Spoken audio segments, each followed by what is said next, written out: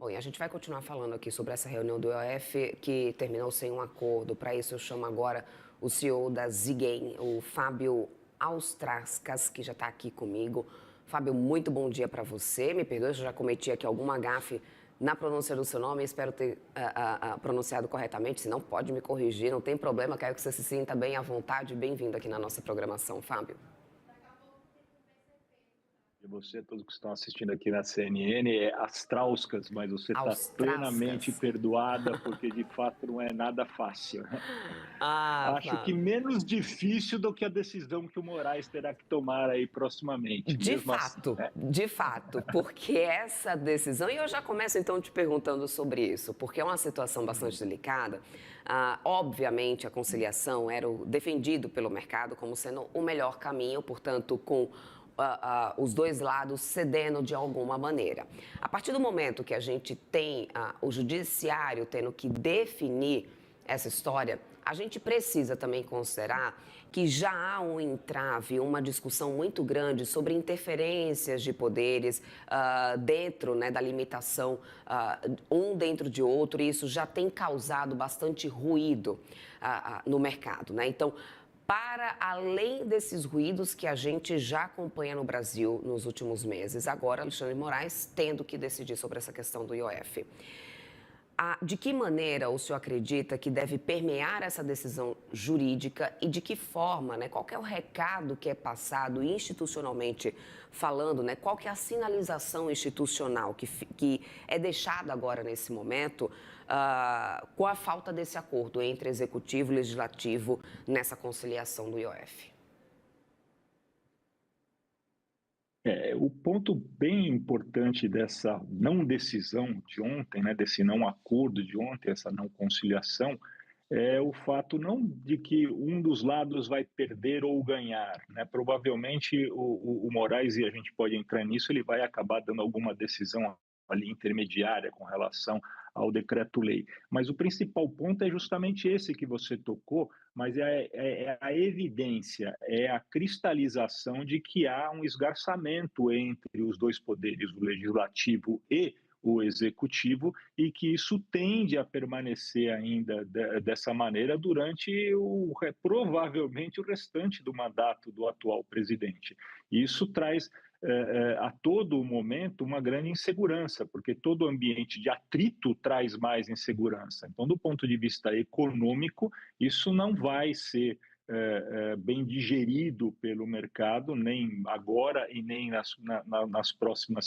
nos próximos meses, porque outros decretos, outras maneiras, outras buscas de arrecadação virão e outras tentativas de compensação, né, para poder atingir o equilíbrio fiscais virão, porque já vimos, né, todo o ambiente econômico, economistas, empresários perceberam que não haverá com facilidade esse equilíbrio no ajuste fiscal, o atingimento da meta fiscal.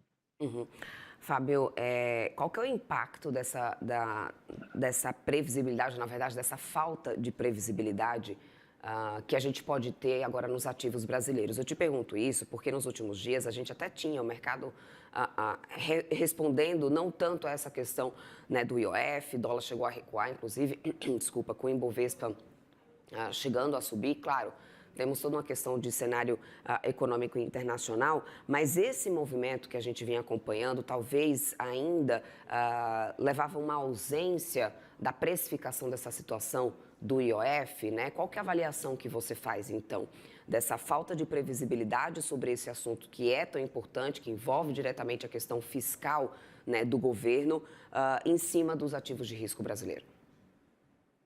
Do ponto de vista, assim, isoladamente, essa medida em si, seja derrubada, seja mantida, seja trabalhada no meio termo, estamos falando aí do decreto-lei, né? Não a medida provisória que ainda vai ser votada, né? A outra complementam, as duas se complementam.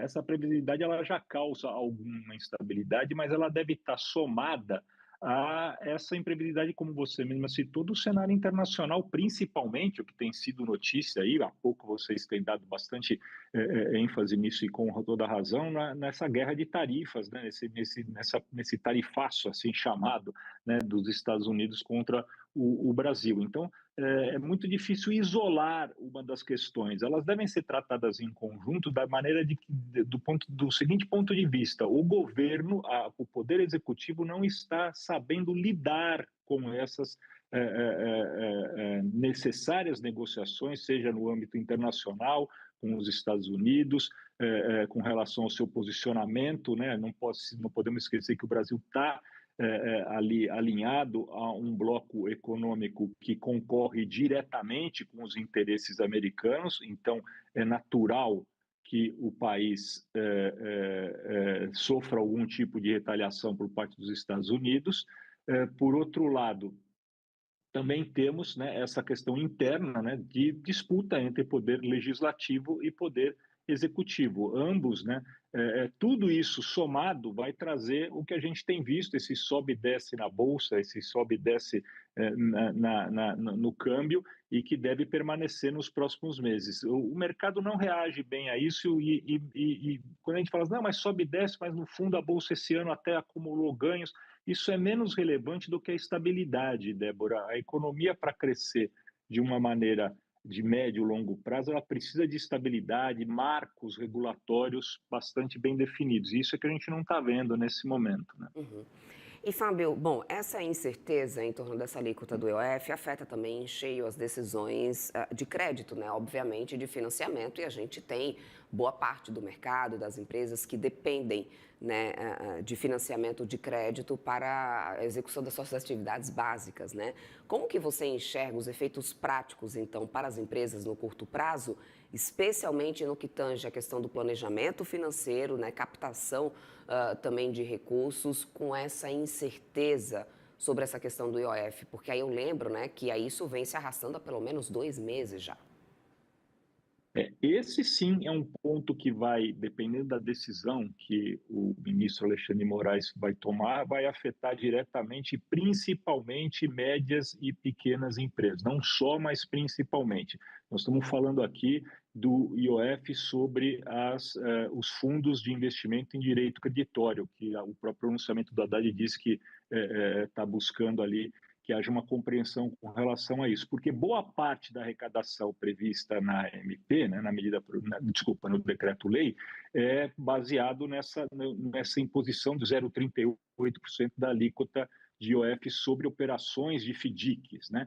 Para a gente ter uma ideia, essas operações de FDIC, o que ele está chamando de risco sacado, eles são operações que muitas empresas, principalmente nesse momento, que a gente tem muita empresa alavancada, com dívida, ela recorre para antecipar os seus recebíveis e, portanto, conseguir melhorar a sua gestão no seu fluxo de caixa, no seu capital de giro. Se essa operação for taxada em 0,38, ela passa a ficar mais cara necessariamente, porque os FDICs terão que por colocar essa alíquota, e essa alíquota vai ser repassada integralmente, né, porque não é um imposto sobre lucro, sobre renda desses fundos de investimento em direito creditório, mas é um imposto que vai repassado, né, assim como é o ICMS, assim como é o ISS, e ele atinge diretamente essas operações de risco sacado, né, de antecipação de recebíveis, encarecendo proporcionalmente isso ao mercado. E não é só 0,38, você fala, mas é 0,38, é 0,38 em cada operação. Uma operação de risco sacado, Débora, ela leva mais ou menos, em média, 45 dias. Então, é um juros bastante importante, é um aumento de custo financeiro muito importante. E por falar em financeiro, só para completar, um dos pontos que se discute aí do âmbito jurídico é que essa operação de antecipação de recebíveis, ela não é necessariamente, deve ser vista como uma operação financeira e, portanto, sujeita a IOF, mas uma operação mais mercantil, porque é a aquisição de um direito de crédito, é a compra de um direito de crédito. E aí essa discussão, vamos dizer, também no ambiente jurídico, que pode levar, né, o ministro Alexandre de Moraes a entender desta maneira e, de fato, entender que o governo não pode, né, colocar essa alíquota em cima dessas operações de FDIC, como atualmente não acontecem, né? Uhum. Pensando em setores, Fábio, né? Aqui já falamos que realmente isso impacta o pequeno e médio empreendedor. Pensando em setores, dá para poder a gente trazer aqui os que são mais afetados por essa incerteza em definição do IOF?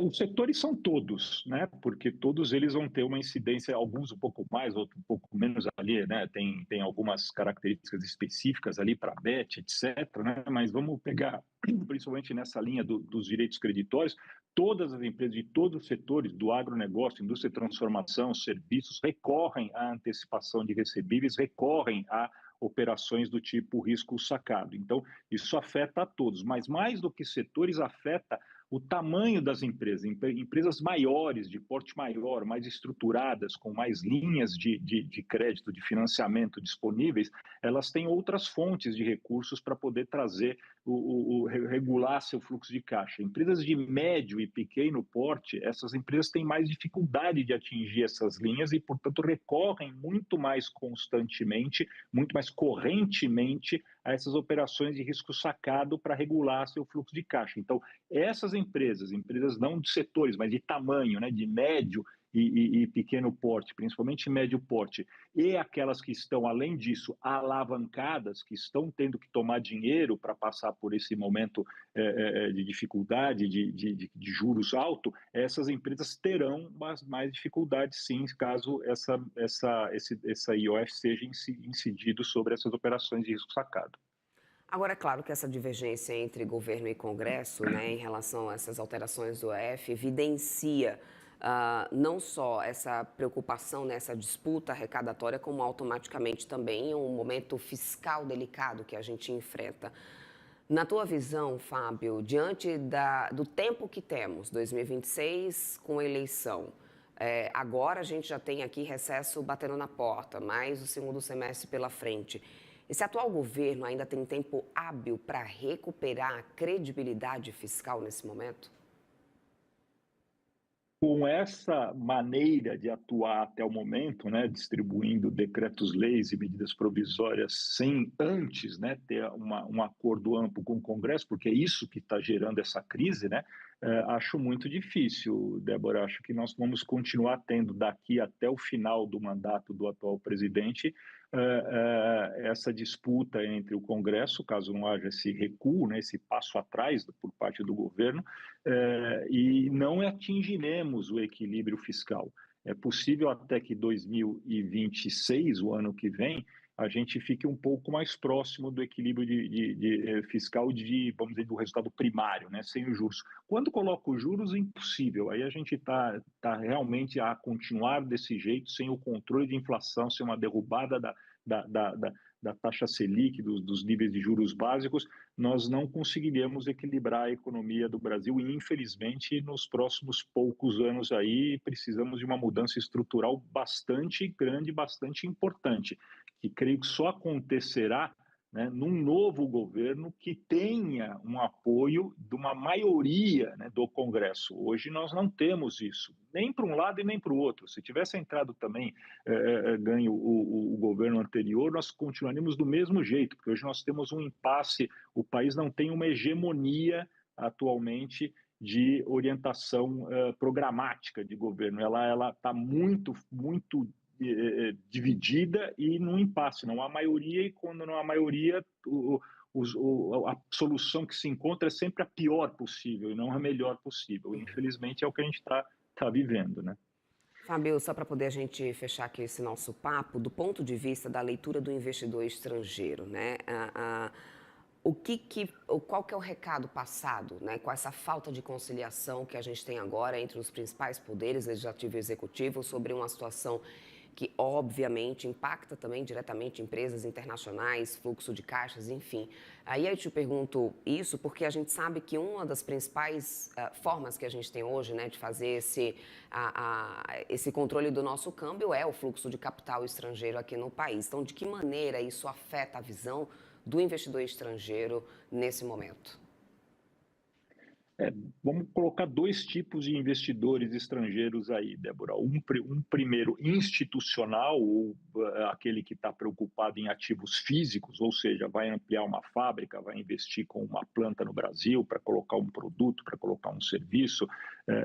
Para esse investidor, ele tende a ter muito mais dúvidas com relação ao caminho do país, porque ele vai deixar o dinheiro aqui por muitos e muitos anos, né, e vai investir, vai esperar um retorno num prazo de tempo muito maior. E eu acredito que essas medidas atuais, esse clima atual que a gente está vivendo, tanto do tarifaço quanto dessas disputas entre o executivo e o legislativo, não atraem esse tipo de investidor. Com relação àquele investidor de especulação, aquele que está olhando a renda num curto prazo, num tempo de maturação menor, seja botar o dinheiro na bolsa, seja botar em algum rendimento aqui financeiro no Brasil, esse ainda é um momento no país muito bom, obviamente, né? Porque nós não estamos ainda numa situação de calote, né, financeiro, como atingiram aí alguns outros países que tiveram que tomar medidas muito radicais. Estamos caminhando para uma situação muito ruim de déficit público, mas ainda não atingimos, então ainda há uma segurança no título brasileiro,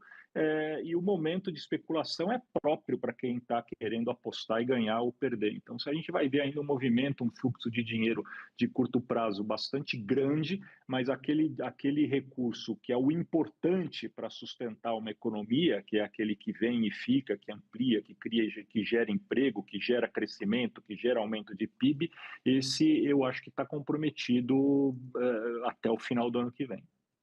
Perfeito. Muito obrigada pelas tuas avaliações, ótimos pontos aqui levantados. Fábio, seja sempre bem-vindo aqui à nossa programação. Até uma próxima. Muito obrigado, Débora. Obrigado a todos. Um bom dia para vocês. Muito bom dia para você também.